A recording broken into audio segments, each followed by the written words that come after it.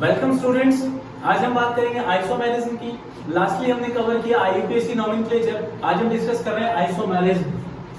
Isomerism coordination compounds में ये जो आइसोमेरिज्म है ये ऑर्गेनिक के आइसोमेरिज्म से बिल्कुल सिमिलर है।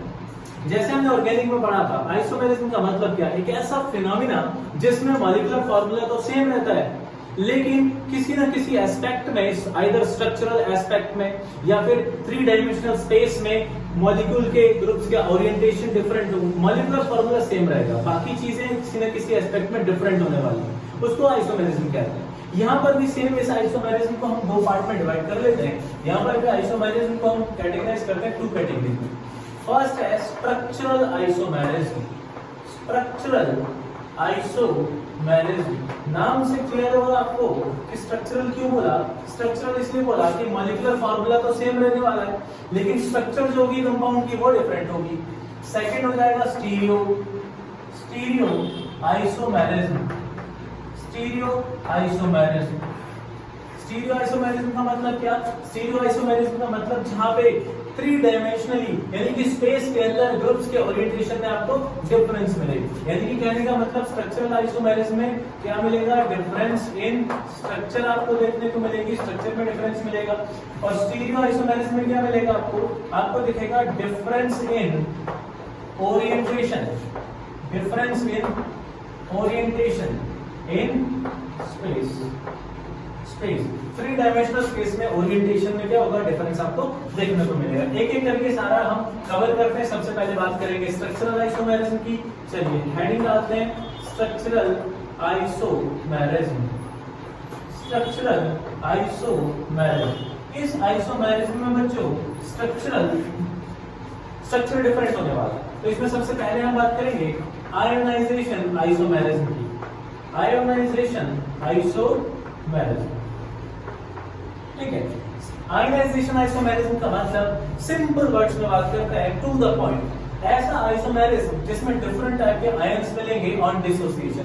जैसे ही मैं कंपाउंड को डिसोसिएट करूंगा वो डिफरेंट टाइप के मुझे आयंस को प्रोवाइड करेगा। तो मैं कह सकता हूं कि in this type of isomerism there is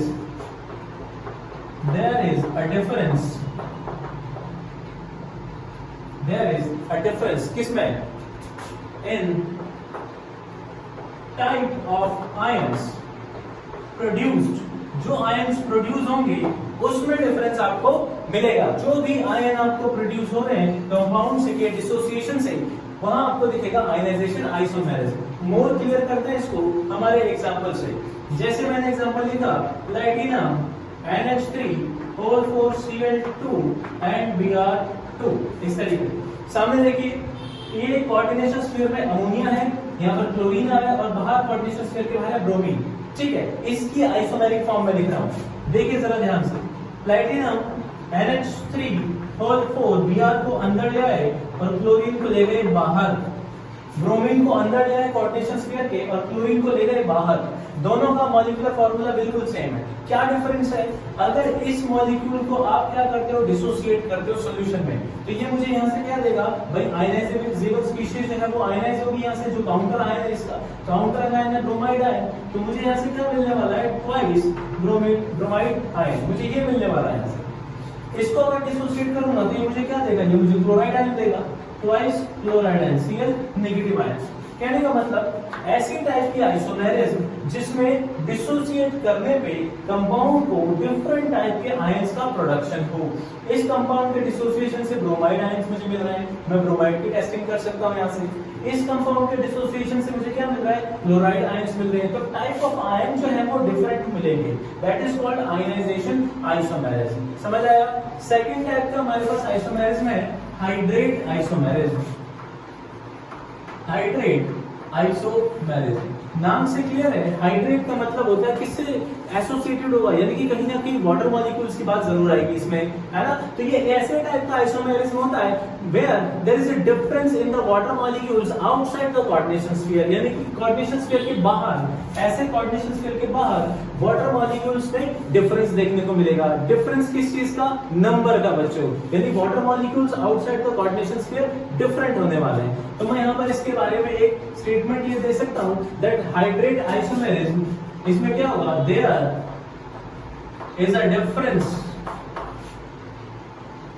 there is a difference, किस चीज में डिफरेंस मिलेगा, वाटर मॉलिक्यूल्स में, there is a difference in water molecules, water molecules कहां पे, बाहर या अंदर कोऑर्डिनेशन स्फीयर के, बाहर, outside, outside the coordination sphere, coordination sphere के बाहर की तरफ मुझे मिलेगा। फॉर एग्जांपल से देखते हैं, देखिए क्रोमियम H2O होल 6 और बाहर लिखा Cl3, इस तरीके से।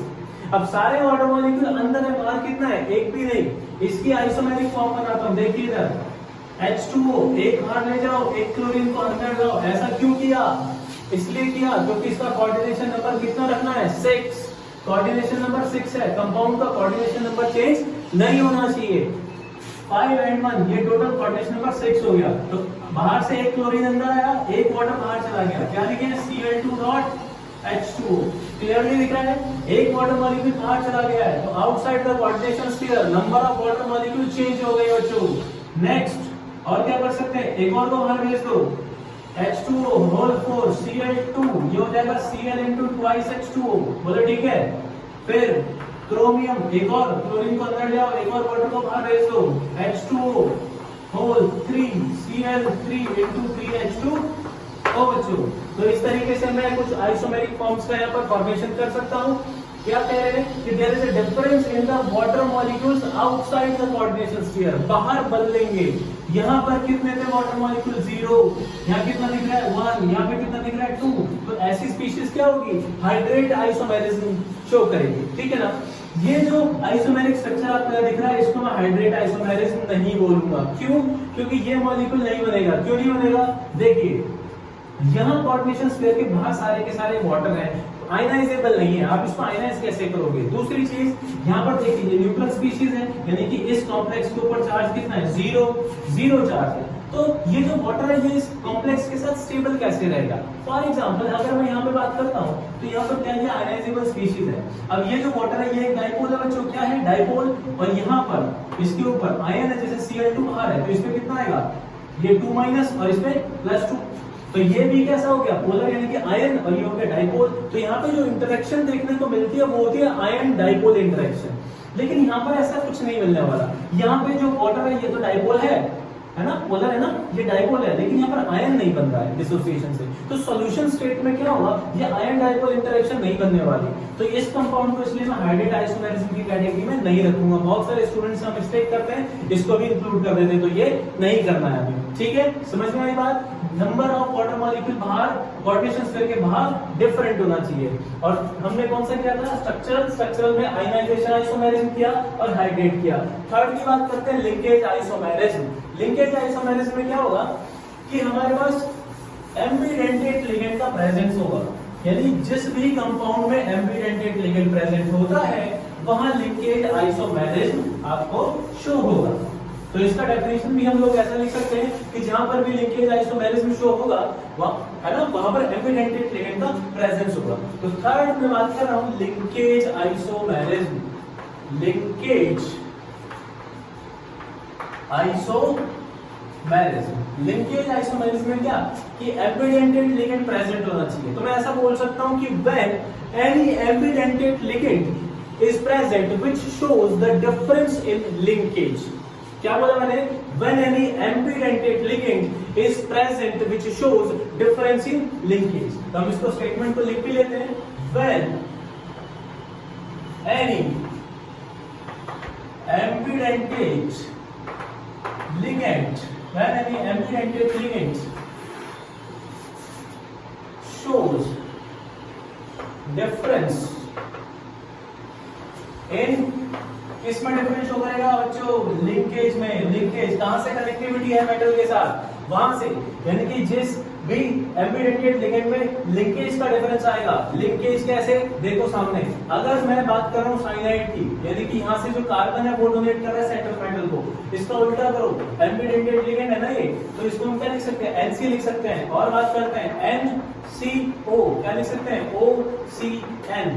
Another example, HCN, sulphur donate कर रहा है, तो यहाँ से क्या हो सकता है, नाइट्रोजन भी डोनेट कर सकता है इसके अंदर। एम्बिडेंटेट कौन से लिगेंड्स, ऐसे लिगेंड जिसके अंदर दो डोनर एटम होते हैं लेकिन एक बार में एक ही डोनेट करता है। और भी एग्जांपल हो सकते हैं NO2 या फिर ONO।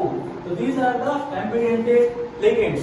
तो अगर यहाँ कार्बन से जुड़ा हुआ है तो लिंकेज कार्बन के थ्रू है, नाइट्रोजन से जुड़ा हुआ है तो लिंकेज नाइट्रोजन के थ्रू है। मॉलिक्यूलर फार्मूला तो सेम रहने वाला है दोनों का, ठीक है ना। तो जहां भी एम्बिडेंटेड लिगेंड आपको मिल जाए वो कौन सी आइसोमेरिज्म होगी? Linkage isomerism. फॉर एग्जांपल नहीं समझ में आया, अभी हम एग्जांपल से बात कर रहे हैं, एक एग्जांपल ले लेते हैं। देखिए कोबाल्ट NH3O5 साइनाइड और यहाँ पर ले लिया Br2, ठीक है। अब देखिए यहाँ पर मुझे जो साइनाइड है ये एम्बिडेंटेड लिगेंड दिख रहा है, इसका मैं दूसरा एक और आइसोमेरिक फॉर्म क्या बना सकता हूँ? कोबाल्ट NH3O5 ये साइनाइड है CN, तो मैं इसको क्या लिख सकता हूँ? NC लिख सकता हूँ ना।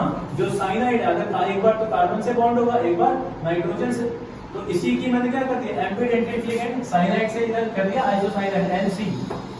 इस तरीके से Br2 मॉलिक्यूलर फार्मूला सेम है, एम्बिडेंटेड लिगेंड है, लिंकेज का ही तो फर्क है, यहाँ पे कार्बन डोनेट कर रहा है, यहाँ पे नाइट्रोजन डोनेट कर रहा है। तो जहां पे भी एम्बिडेंटेड लिगेंड प्रेजेंट होगा वहां होगा लिंकेज आइसोमेरिज्म। क्लियर है? नेक्स्ट हम बात करेंगे कोऑर्डिनेशन आइसोमेरिज्म की। कोऑर्डिनेशन आइसोमेरिज्म सबसे इजी आइसोमेरिज्म होती है समझने के लिए, क्योंकि यहाँ पर आपको क्लियरली देख के पता चल जाएगा कि कौन सा आइसोमेरिज्म है। देखिए fourth coordination isomerism. Coordination isomerism क्या है? कोऑर्डिनेशन आइसोमेरिज्म बहुत ही इजी टाइप का आइसोमेरिज्म। कैसा कि आपको कैटायन और एनायन दोनों ही कॉम्प्लेक्स मिलने वाले हैं। क्या कह रहा हूं? कैटायन एंड एनायन दोनों ही किसमें होंगे? कोऑर्डिनेशन स्फीयर में, कॉम्प्लेक्स आयन के फॉर्म में होंगे। तो देखिए पहचान जाएंगे हम लोग कि कैटायन भी कॉम्प्लेक्स है और एनायन भी कॉम्प्लेक्स है, यानी कि दो लार्ज ब्रैकेट मुझे दिखने वाले हैं। तो वो कौन से टाइप का आइसोमेरिज्म होगा? कोऑर्डिनेशन। सबसे इंपॉर्टेंट बात ये तो दिखेगा ही, दूसरी चीज क्या होनी चाहिए? लिगेंड्स का इंटरचेंज होना बहुत जरूरी है, यानी कि दोनों के दोनों कॉम्प्लेक्स आयन की फॉर्म में तो दिखेंगे लेकिन लिगेंड्स भी क्या हो रहे होंगे? इंटरचेंज हो रहे होंगे।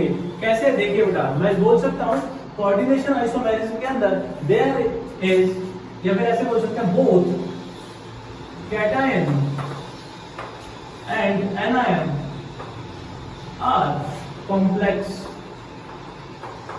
आयन। दोनों के दोनों कैसे है? कॉम्प्लेक्स होंगे, ठीक है। And there is interchange of ligands between both the coordination sphere. यानी कि और क्या देखने को मिलेगा? इंटरचेंज देखने को मिलेगा लिगेंड्स का। सपोज फॉर एग्जांपल मेरे पास एक एग्जांपल है MlX, यानी कि मेटल है और लिगेंड है X टाइप के। दूसरा मैंने यहाँ पर ये तो कैटायन मान लिया, दूसरा एनायन M और है MlY। इस तरीके से तो हो क्या रहा है कि दोनों ही कॉम्प्लेक्स की फॉर्म में आपको दिख रहे हैं, पहली कंडीशन। दूसरा इंटरचेंज ऑफ लिगेंड्स होना चाहिए, यानी कि LX जो है इधर चले जाएंगे और LY इधर आ जाएंगे। समझ रहे बात? लिगेंड्स जो है वो इंटरचेंज हो जाएंगे। एग्जांपल से समझते हैं, ऐसे नहीं समझ में आएगा आपको। एग्जांपल मैंने लिया कॉपर NH3 होल 4 और यहाँ पे लिया प्लेटिनम Cl होल 4। पहले तो ये देख के बताओ क्या दोनों ही कॉम्प्लेक्स हैं? हाँ जी है, कॉम्प्लेक्स है। कैटायन ये भी कॉम्प्लेक्स और ये भी। सर हमें समझ नहीं आ रहा इसमें कैटायन कौन सा एनायन कौन सा? ध्यान से देखो, पहले क्या लिखते हैं? कैटायन लिखते हैं। कोई भी सॉल्ट लिखना हो पहले कैटायन फिर एनायन। तो ये पहला कॉम्प्लेक्स है ये कैटायन, दूसरे वाला एनायन होगा, ठीक है। तो अब यहाँ पे दोनों ही कॉम्प्लेक्स की फॉर्म में है, पहली रिक्वायरमेंट पूरी हो गई है। सेकंड इंटरचेंज ऑफ लिगेंड्स होना चाहिए, यानी कि अमोनिया तो इधर जाएगा और क्लोरीन इधर आएंगे। तो मैं क्या लिख सकता हूँ? कॉपर इस तरीके से और यहाँ पे होगा प्लेटिनम इस तरीके से। तो ये दोनों आपस में क्या हो जाएंगे? यानी कि ये पूरा कंपाउंड और ये पूरा कंपाउंड क्या होगा? कौन सा आइसोमेरिज्म? Coordination isomerism. क्यों? मॉलिक्यूलर फॉर्मूला दोनों का सेम है, दोनों ही कैटायन और एनायन कॉम्प्लेक्स के फॉर्म में एग्जिस्ट कर रहे हैं। लिगेंड्स का क्या हो रहा है? इंटरचेंज। तो इस टाइप का आइसोमेरिज्म क्या कहलाएगा? कोऑर्डिनेशन आइसोमेरिज्म कहलाएगा। एक और इंपॉर्टेंट स्पेशल टाइप का आइसोमेरिज्म करा रहा हूं बच्चों, क्या? Ligand isomerism. Ligand isomerism star लगा के इसको नोट कर लेना, बहुत ही इंपॉर्टेंट टाइप का आइसोमेरिज्म है, आपको कॉम्पिटिटिव एग्जाम्स में बहुत हेल्प करेगा ये। नेक्स्ट फिफ्थ स्ट्रक्चरल आइसोमेरिज्म, क्या? Ligands isomerism. आइसोमेरिज्म क्या है लिगेंड आइसोमेरिज्म? कई बार ऐसा देखने को मिलता है कि लिगेंड जो है वो इटसेल्फ खुद ही आइसोमेरिज्म करने लग जाता है, यानी कि अपने ही स्ट्रक्चर में क्या करेगा, डिफरेंस शो करेगा। तो मैं कह सकता हूं ये वो टाइप के आइसोमेरिज्म है व्हेन लिगेंड इटसेल्फ शो क्या isomerism, when ligand itself show isomerism, जब लिगेंड खुद ही आइसोमेरिज्म शो करना शुरू कर दे। फॉर एग्जांपल नहीं समझ में आ रहा, देखो इधर सामने एक कंपाउंड लिख रहा हूं, दिस इज मेटल, मेटल के बाद सपोज ऐसा कोई लिगेंड है मेरे पास, यहाँ क्लोरीन लगा हुआ है, यहाँ क्लोरीन लगा हुआ है, ठीक है। अब यहाँ इस लिगेंड में जो पोजीशन है क्लोरीन का 1 और 2 है बच्चों, ठीक है। दूसरा इस तरीके से दे रखा है, लिगेंड वही है लेकिन क्लोरीन का जो पोजीशन है वो चेंज हो गया इसके अंदर, यहाँ पर 1 और यहाँ पर क्या होगा 3। समझ बात क्या कह रहा हूं, यानी कि लिगेंड में ही ग्रुप्स की जो पोजीशन है वो चेंज हो जाए। तो लिगेंड जो है वही शो करेगा आइसोमेरिज्म, मॉलिक्यूलर फॉर्मूला तो सेम है, मेटल भी सेम है, कोई इंटरचेंज भी नहीं हो रहा, ना कोई एम्बिडेंट है ना आयन है, कुछ नहीं है, सिर्फ लिगेंड जो है उस लिगेंड के अंदर पोजीशन ऑफ जो सब ग्रुप्स हैं वो चेंज हो रहा है, ठीक है। और फर्दर एक अच्छे एग्जांपल से डिस्कस करते हैं, तो जनरल एग्जांपल मैंने लिया कॉमन ऐसे यूज कर सकते हैं। एक एग्जांपल ले लेते हैं MTN, बहुत ही अच्छा एग्जांपल ले रहा हूं MTN, ठीक है। ये PNTN क्या है, ये PNTN देखिए, PN क्या है, PN किसको कहते हैं, PN कहते हैं प्रोपाइलीन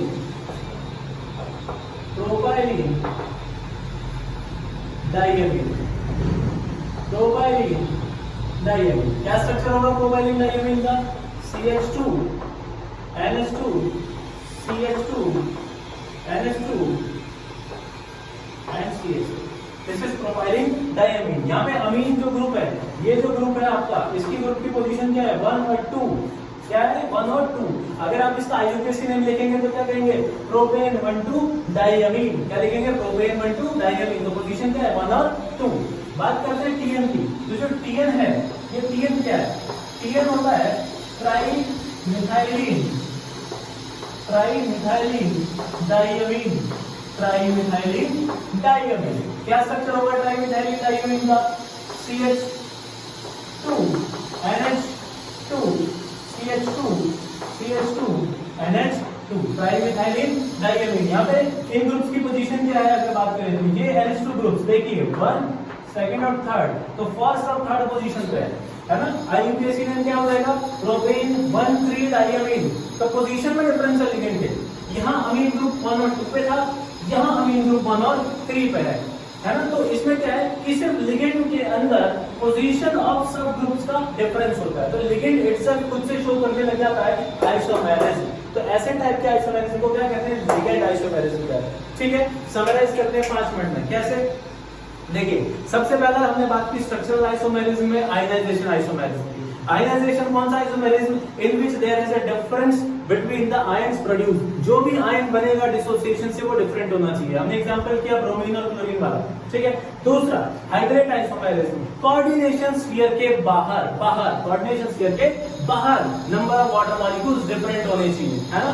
थर्ड लिंकेज आइसोमेरिज्म, कैसे मिलेगा, जहां भी कंपाउंड में कोऑर्डिनेशन स्फीयर के अंदर एम्बिडेंटेड लिगेंड आपको देखने को मिल जाए वहां पे लिंकेज आइसोमेरिज्म शो होता है। फोर्थ कोऑर्डिनेशन आइसोमेरिज्म, कोऑर्डिनेशन कौन सा, जिसमें कैटायन और एनायन बोथ किस में मिलेंगे, कॉम्प्लेक्स में मिलेंगे।